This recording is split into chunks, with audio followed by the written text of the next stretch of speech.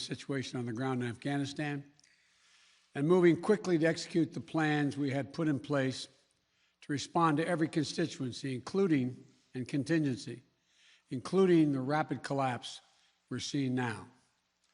I'll speak more in a moment about the specific steps we're taking, but I want to remind everyone how we got here and what America's interests are in Afghanistan. We went to Afghanistan almost 20 years ago with clear goals. Get those who attacked us on September 11, 2001, and make sure al-Qaeda could not use Afghanistan as a base from which to attack us again. We did that. We severely degraded al-Qaeda in Afghanistan. We never gave up the hunt for Osama bin Laden, and we got him. That was a decade ago. Our mission in Afghanistan was never supposed to have been nation building. It was never supposed to be creating a unified, centralized democracy. Our only vital national interest in Afghanistan remains today what it has always been: preventing a terrorist attack on America's homeland. I've argued for many years that our mission should be narrowly focused on counterterrorism, not counterinsurgency or nation building. That's why I opposed the surge when it was proposed in 2009 when I was vice president. And that's why, as president, I'm adamant that we focus on the threats we face today in 2021, not yesterday's threats. Today, the terrorist threat has metastasized well beyond Afghanistan. Al-Shabaab in Somalia, al-Qaeda in the Arabian Peninsula, al-Nusra in Syria, ISIS attempting to create a caliphate in Syria and Iraq, and establishing affiliates in multiple countries in Africa and Asia. These threats warrant our attention and our resources. We conduct effective counterterrorism missions against terrorist groups in multiple countries where we don't have permanent military presence. If necessary, we'll do the same in Afghanistan. We've developed counterterrorism over-the-horizon capability that will allow us to keep our eyes firmly fixed on the direct threats to the United States and the region, and act quickly and decisively if needed. When I came into office, I inherited a deal that President Trump negotiated with the Taliban. Under his agreement, U.S. forces would be out of Afghanistan by May 1, 2021, just a little over 3 months after I took office. U.S. forces had already drawn down during the Trump administration from roughly 15,500 American forces to 2,500 troops in country. And the Taliban was at its strongest militarily since 2001. The choice I had to make as your president was either to follow through on that agreement or be prepared to go back to fighting the Taliban in the middle of the spring fighting season. There would have been no ceasefire after May 1. There was no agreement protecting our forces after May 1. There was no status quo of stability without American casualties after May 1. There was only the cold reality of either following through on the agreement to withdraw our forces or escalating the conflict and sending thousands more American troops back into combat in Afghanistan, lurching into the third decade of conflict. I stand squarely behind my decision. After 20 years, I've learned the hard way that there was never a good time to withdraw U.S. forces. That's why we're still there. We were clear-eyed about the risks. We planned for every contingency, but I always promised the American people that I would be straight with you. The truth is, this did unfold more quickly than we had anticipated. So what's happened? Afghanistan political leaders gave up and fled the country. The Afghan military collapsed, sometime without trying to fight. If anything, the developments of the past week reinforced that ending U.S. military involvement in Afghanistan now was the right decision. American troops cannot and should not be fighting in a war and dying in a war that Afghan forces are not willing to fight for themselves. We spent over $1 trillion. We trained and equipped an Afghan military force with some 300,000 strong, incredibly well equipped, a force larger in size than the militaries of many of our NATO allies. We gave them every tool they could need. We paid their salaries, provided for the maintenance of their Air Force, something the Taliban doesn't have. Taliban does not have an Air Force. We provided close air support.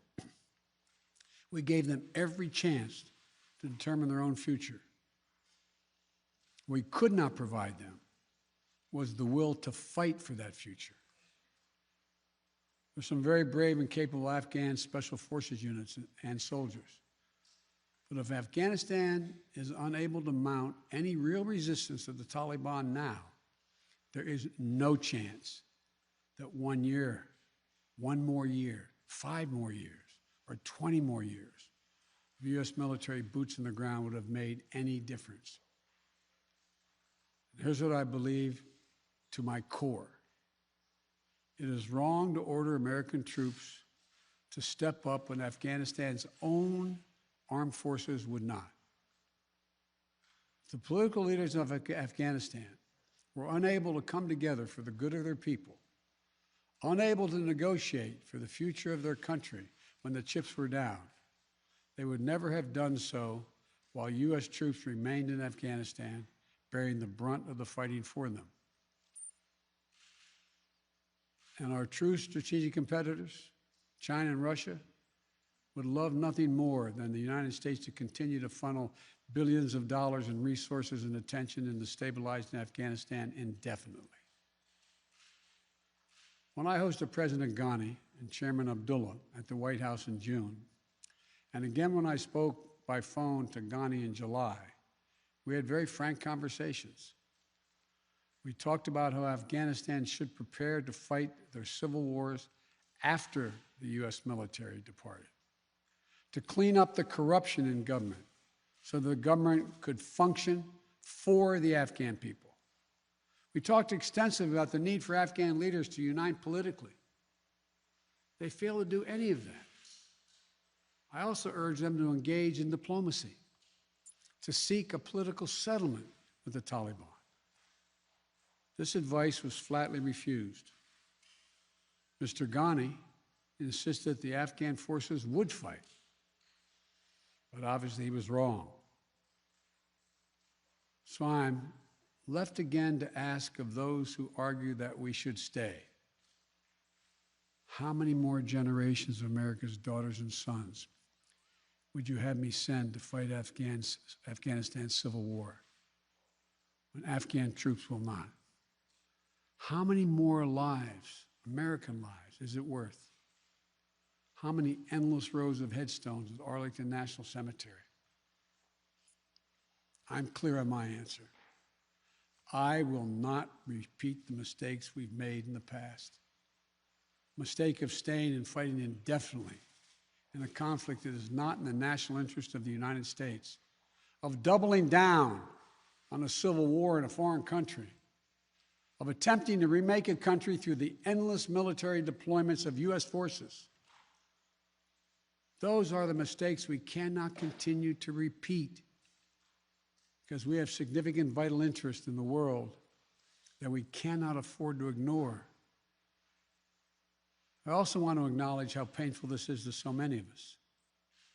The scenes we're seeing in Afghanistan, they're gut-wrenching, particularly for our veterans, our diplomats, humanitarian workers, for anyone who has spent time on the ground working to support the Afghan people, for those who have lost loved ones in Afghanistan, and for Americans who have fought and served in the country, serve our country in Afghanistan.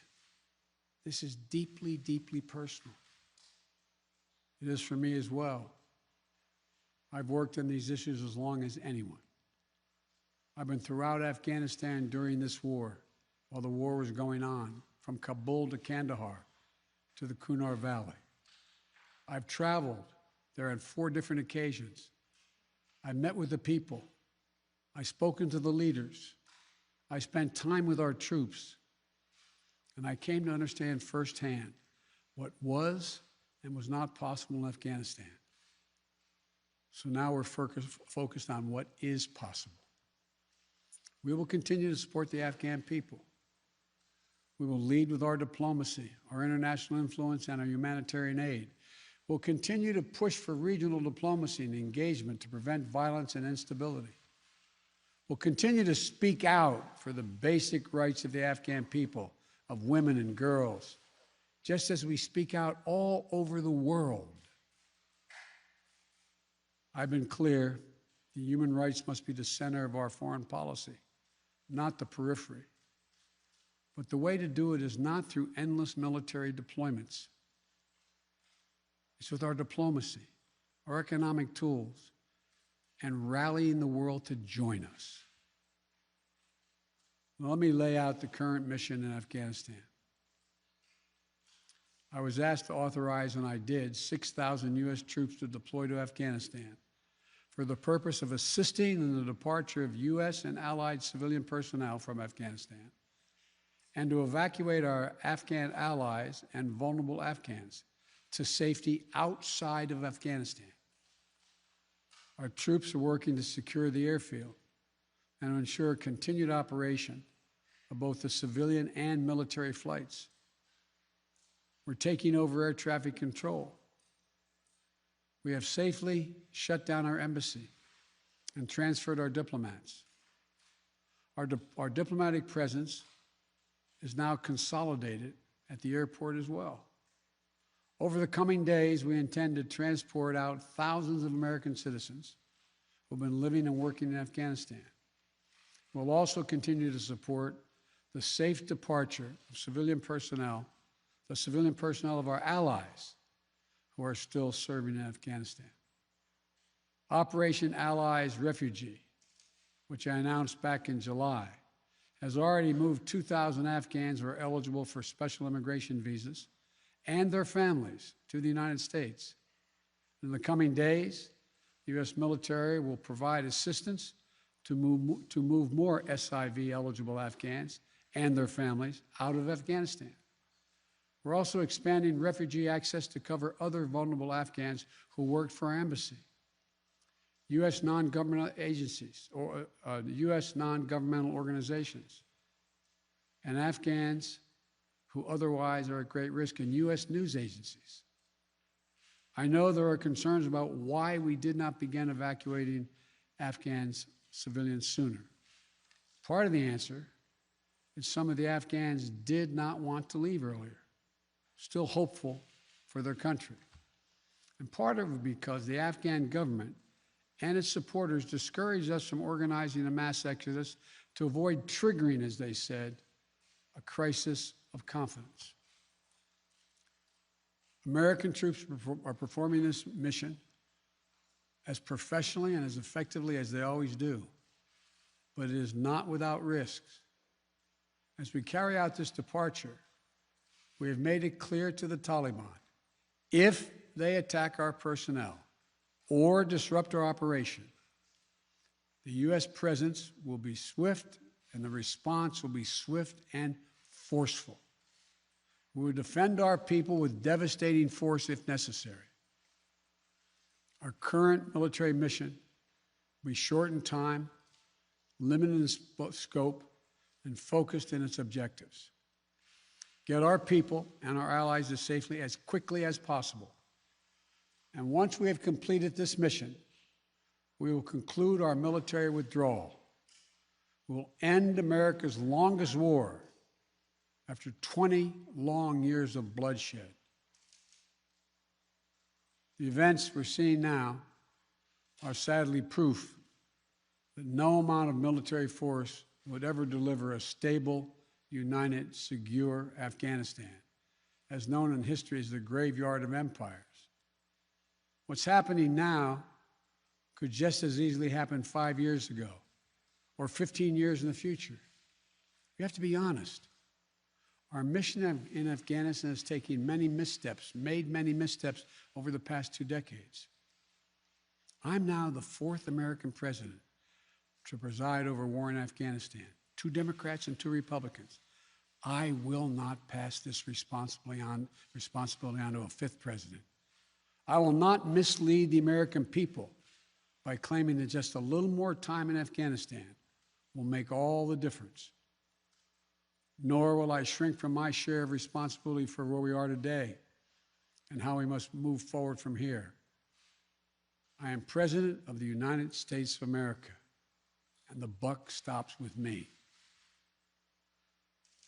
I'm deeply saddened by the facts we now face, but I do not regret my decision to end America's warfighting in Afghanistan and maintain a laser focus on our counterterrorism missions there and other parts of the world.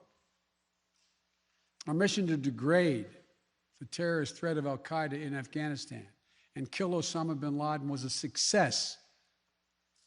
Our decades-long effort to overcome centuries of history and permanently change and remake Afghanistan was not, and I wrote and believed it never could be.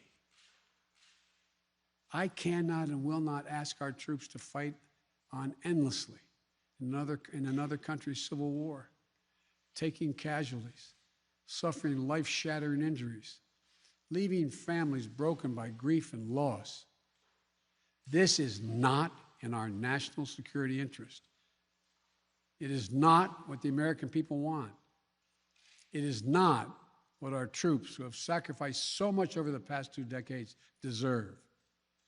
I made a commitment to the American people when I ran for president that I would bring America's military involvement in Afghanistan to an end. While it's been hard and messy, and yes, far from perfect, I've honored that commitment. More importantly, I made a commitment to the brave men and women who serve this nation that I wasn't going to ask them to continue to risk their lives in a military action that should have ended long ago. Our leaders did that in Vietnam when I got here as a young man. I will not do it in Afghanistan.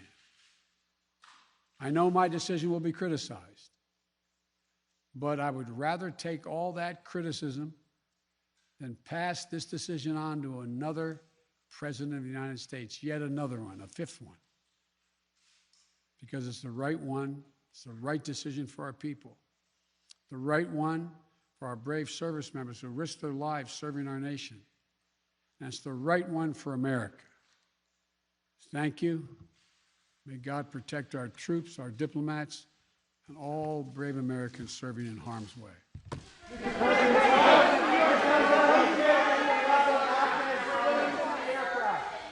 Mr. President, what do you make of the Afghans clinging to the air?